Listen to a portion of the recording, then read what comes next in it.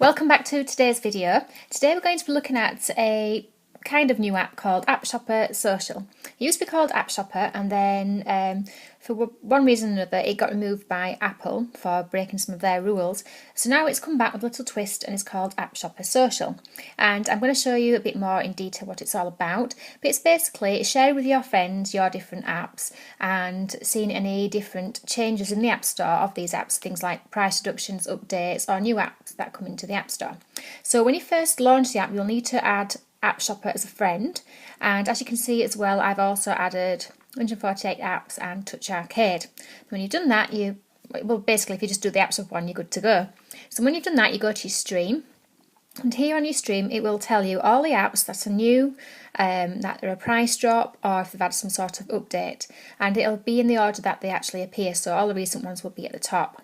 So as you can see here, Yahoo Mail has had an update, Max Awesome's had a price drop. It'll tell you what the price was and the actual price drop now. It's telling you here Little Genius has got an update, and so on. Now at the moment I've got it set that it's all categories, all different types, and paid and free, and it's for iPhone.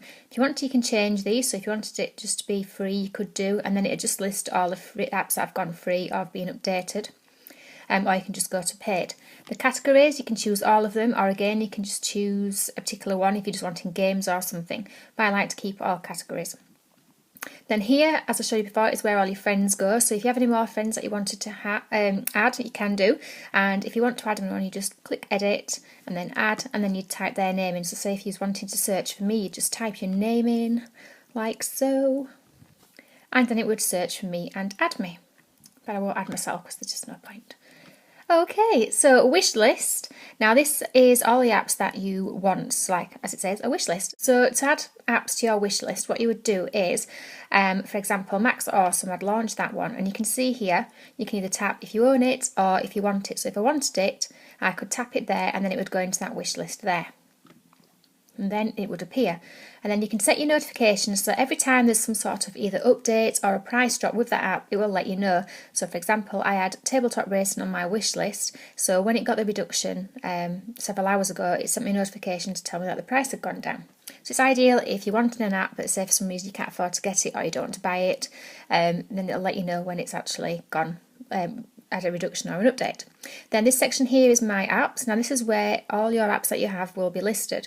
You can sync it, I think. I'm not sure how you do it. I think you plug it into your Mac or something. I'm not sure. I didn't do it that way. I just added them manually, and I'm slowly building my apps up and putting them in there.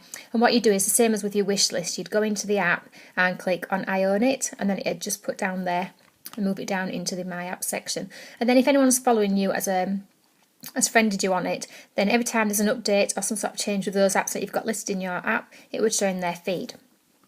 Then the last one, you've got a search, so if you wanted to search for an app you could do, then it brings up all the details. If you're wanting to know more about an app as well, you can do, you just tap it and then it will tell you the App Store rating. You can also look at the screenshots, and then it gives you the developer description of the actual game, and it'll tell you what's new.